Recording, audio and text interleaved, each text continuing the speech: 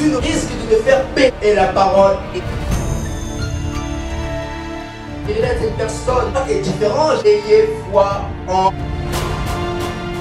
Et sur quoi as-tu basé cette génération? Je n'arrive pas à voir Dieu nous le dit. Jésus-Christ entend ces paroles. Christ nous révèle la parole de Dieu. Et les disciples parlent à ceux-là qui ont battu cette... Dire ta foi, est-ce que tu dois s'appuyer sur quelques paroles? Lui qui a bâti sa Jésus, il bat. Jésus, quelles sont les conséquences d'une personne? Je vois sur les forces du temps dans cette génération. Shalom, c'est 10 minutes, une parole de foi, 10 minutes pour booster ta foi, 10 minutes pour parler à ta foi, 10 minutes pour ranimer ta foi, 10 minutes pour révéler ta foi, 10 minutes pour relever ta foi, pour donner à ta foi le vouloir, le désir de sortir de ta situation. C'est 10 minutes, une parole de foi. Vous vous trouvez bien sur ma chaîne YouTube LPPL TV. Je vous bénis au nom de Jésus. Sans plus tarder, je vous invite à ouvrir vos Bibles, ouvrir la parole de Dieu, naviguer dans la parole de Dieu, dans Marc 11, 22. Amen. Tu peux ouvrir ta Bible, mon frère. Tu peux ouvrir ta Bible, ma soeur, et tu parcours le Nouveau Testament. Dans Marc 11, 22. Et avant de commencer, je vais d'abord prier. Père, Seigneur, je laisse ce moment entre tes mains, que j'ai 10 minutes et que toi seul tu croisses. Parle à ton peuple. Au nom de Jésus-Christ. Amen. Amen. Sans plus tarder, je lis pour vous au nom de Jésus. Amen. La Bible dit, je vous le dis en vérité, si quelqu'un dit à cette montagne, ôte-toi de là, et jette-toi dans la mer, s'il ne doute point en son cœur, mais croit ce qu'il dit, arrive, il le verra s'accomplir. Ça, c'était le verset que j'avais prêché lundi. Je voulais vous le mentionner. Amen. Mais la parole de Dieu dit dans Marc 11, 22. Amen. La Bible dit, ayez foi en Dieu. Amen. Je répète pour vous. Jésus prit la parole et leur dit, ayez foi en Dieu. Amen. Est-ce que tu peux acclamer pour cette parole?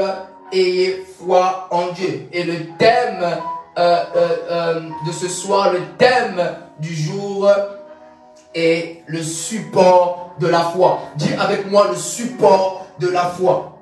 Je veux t'entendre mon frère, je veux t'entendre ma soeur, le support de la foi. Amen. Quel est le support de ta foi chrétienne? Quel est le support de ta vie chrétienne? Quel est le support de ta foi lorsque tu traverses une crise? Quel est le support de ta foi lorsque tu traverses une tempête? Quel est le support de la foi lorsque tu traverses une situation compliquée? Quel est le support de ta foi lorsque tu es dans la maladie? Quel est le support de ta foi lorsque tu traverses des situations compliquées? Lorsque tu traverses la tempête? Lorsque tu traverses la vallée de l'ombre de la mort? Quel est le support de ta foi? Amen. Quel est le support de votre foi? Vous, auditeurs, quel est le support de votre foi? Ce message ne s'adresse pas seulement aux chrétiens, aux enfants de Dieu, aux disciples, mais ce message s'adresse à l'humanité. L'humanité est concernée par ce message. Le monde est concerné par ce message. Amen. Peu importe ta religion, que je respecte, peu importe ton origine, amen, mais cette parole te concerne et vous concerne aussi, amen. Quand je dis support de la foi, en réalité, je dis sur quoi as-tu basé ta foi. Lorsque je dis support de la foi, en réalité, le message que je veux communiquer au peuple, le message que je veux vous communiquer, c'est sur quoi as-tu basé ta foi, sur quoi as-tu construit ta foi, sur quoi as-tu bâti ta foi. Amen. Vous vous appuyez sur quoi? Vous vous appuyez sur qui? Qui écoutez-vous? À qui avez-vous prêté vos oreilles? Amen. N'oubliez pas, la Bible nous dit dans Romains Dans Romains 10, 17, la foi vient de ce qu'on entend, et ce qu'on entend vient de la parole de Dieu. Amen. Quel est le chemin que votre foi a emprunté? Quel est le chemin que votre foi, que la foi de votre famille a emprunté? Quel est le chemin de la foi que tes parents ont emprunté? Quel est le chemin de la foi que ta famille, que ta ville, que ton pays ont emprunté? Amen. Sur quoi as-tu basé ta foi? Sur quoi t'appuies-tu? Amen.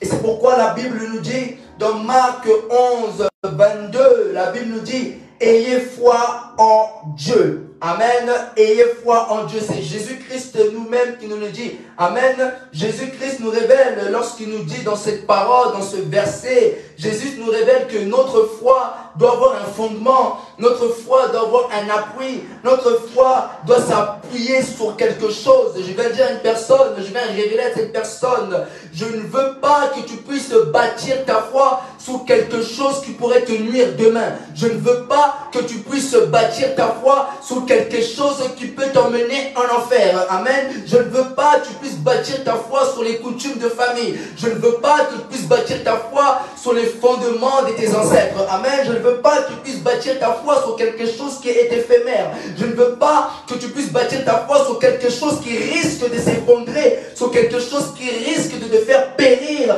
qui risque de te nuire, non seulement à toi et à ta famille. Amen. C'est pourquoi Jésus nous le dit dans sa parole, toujours Jésus, la Bible nous dit dans Matthieu 7, 24, c'est pourquoi quiconque entend ces paroles que je dis et les met en pratique sera semblable à un homme prudent qui a bâti sa maison sur le roc. Quiconque entend ces paroles que je dis, en réalité Jésus-Christ parle au monde, Jésus-Christ parle aux disciples et parle à ceux-là qui étaient autour. Amen. Quiconque entend ces paroles que j'ai dit, n'oubliez pas, comme je venais de vous le dire tout à l'heure, la foi de ce qu'on entend et ce qu'on entend de la parole de Dieu et les met en pratique sera semblable à un homme prudent qui a bâti sa foi sur le roc. Mon frère, ma soeur, veux-tu bâtir ta foi sur quelque chose de solide? Veux-tu bâtir ta foi sur quelque chose de durable? Veux-tu bâtir ta foi sur quelque chose de quelque chose qui est éternel? Amen.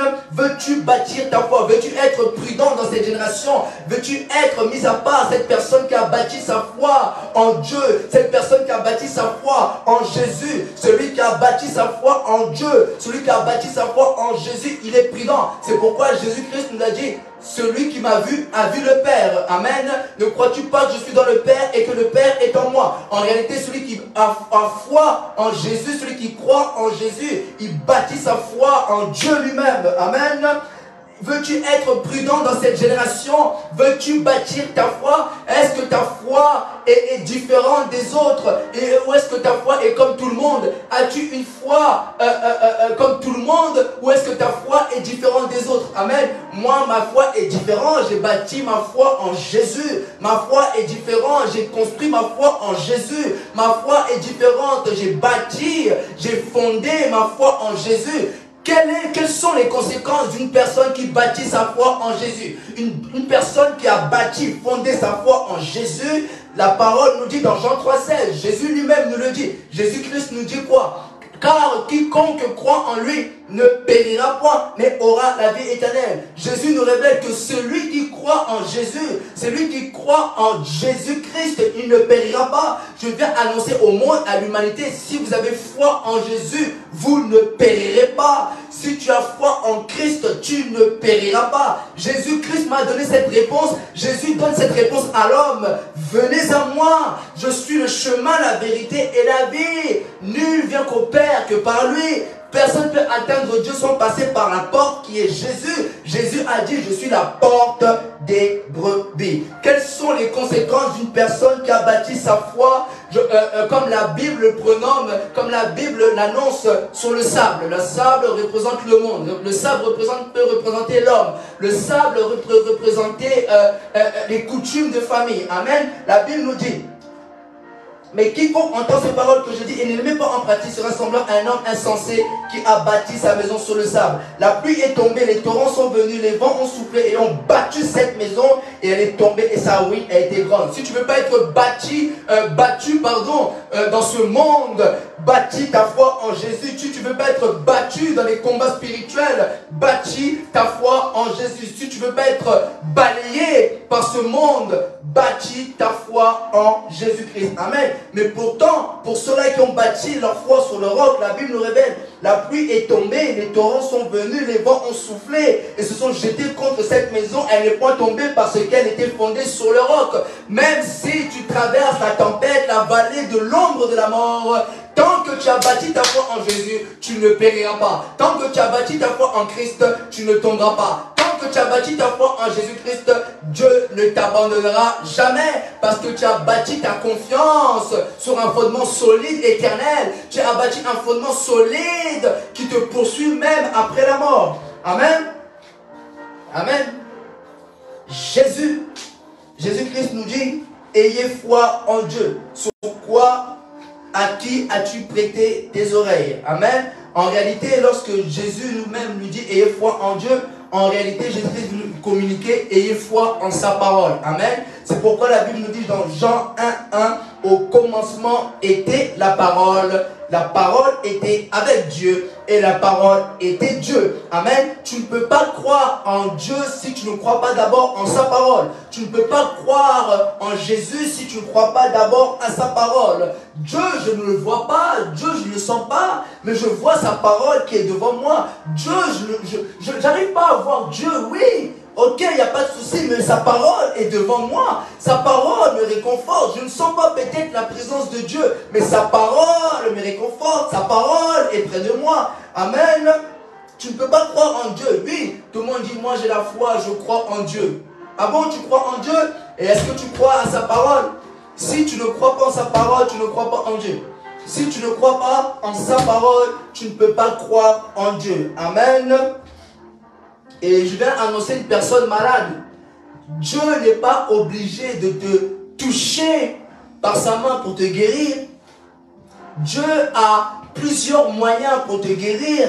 Et ce moyen qu'il aime le plus, c'est sa parole.